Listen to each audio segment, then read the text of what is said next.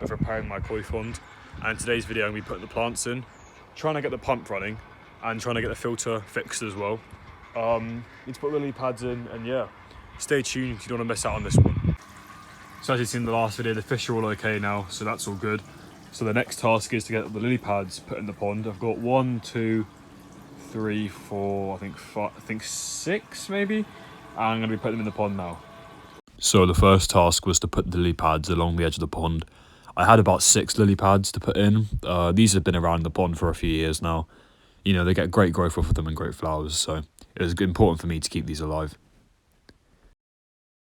As you can see here, I lined them up along the edge of the pond, sort of just roughly where I wanted them to go in, just so it's easier for me to visualise how they would grow once they sort of bloomed. And then I dropped them back into the pond and just made sure they were flat on the bottom and that they had enough space to spread the lily pads along the edges.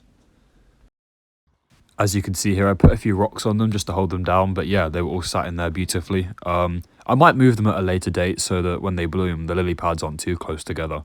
But they're just great for blocking sunlight and giving the fish some shade when it gets a bit hotter. But yeah, as you can see, they're just a rock to hold it down so they don't float away. And here is a couple of the other plants I have. These are just some reeds that I like to use in the pond. They're great for spawning, and they're also great for the smaller fish to hide in. And using these reeds, you know, I get a lot more fry surviving in the pond because they can sort of swim within the branches of them. This one here is a floating reed. It doesn't actually give any cover. It offers shade and also just takes out nitrate from the water, but also just looks good as well. They're a bit brown at the moment because obviously they've died, but yeah, they look great. And this reed has a open root system. It just sucks water out from the bottom, and I'm going to place it in this basket here just so I can hold it down at the bottom, and then the fish love to sort of swim in between the branches here. I just tied it down with some baling twine, and yeah, they absolutely love to swim between this. And as I said, the fry like to swim between it as well, as it gives them great cover so they survive a lot easier. I placed a few rocks inside of it so that it would sink to the bottom, and yeah, I chucked it back in. It wasn't quite sinking fully, so I got a couple more rocks and just chucked it in over the side. 2 on that side just to hold it down evenly on the bottom.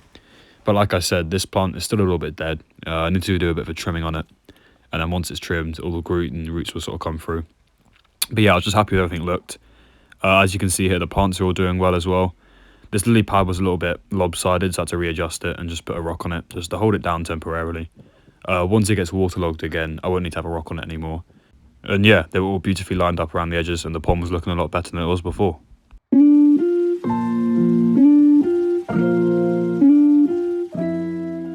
It got a little too dark, so I'm back here. It's the next day, and the next task is to put the pump back in the pond and get it hooked back up to the filter. So that's what we're doing today.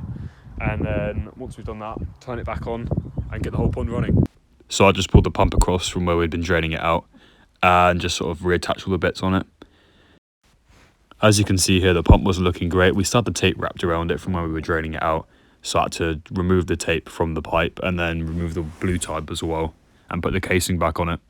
So I started cutting away the tape and removing the blue pipe, and then I focused on putting the casing back onto the pipe, so obviously that none of the fish would get sucked inside of it. It's a bit tedious to do this because you have to sort of line it up perfectly, but once I got that done, it wasn't too hard. As you can see here, clicking it all back on and putting it back into the pond. And then I focused on reattaching this part of the pipe back onto the other part using the clamps. And the final result was this.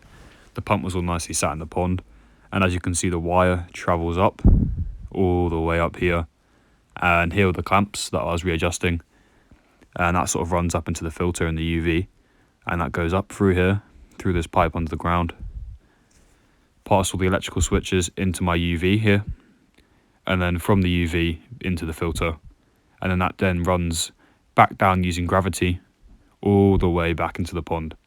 And yeah, the pump was sitting nice, had no issues with it. So the next task was just to retighten the clamps just to make sure there was no water leak. And once we tightened that all nicely, made sure it was secure, I could hit the switch and get everything back running again. And you know, this was a win. I was looking forward to it, and you know, I couldn't wait to have the water running again. So yeah, everything was running, looking good. The pond had water running again, which was also a great moment. And yeah, I was just happy to see it all running, and you know, it was a big relief for me really. But unfortunately, it wasn't going to be plain sailing. The pipe started to leak, as I had suspected. It's a bit hard to clamp this down because the pipe has ridges on it. So I had to readjust this all over again, and it just kept dripping and kept dripping, and it was just quite annoying, to be honest. So I spent another minute or so tightening it all up again. And yeah, after that good bit of tightening, I stopped the dripping again. It was completely fine. Bit annoying, but it's fine that I got it fixed. And I pressed the button again, got the UV and the pump back on, and in no time at all, it was all flowing again with no leak. So yeah, I was just happy to get that fixed quite quickly, really. So that is it for today's video. Got it all running, and I'm just happy to see it all working.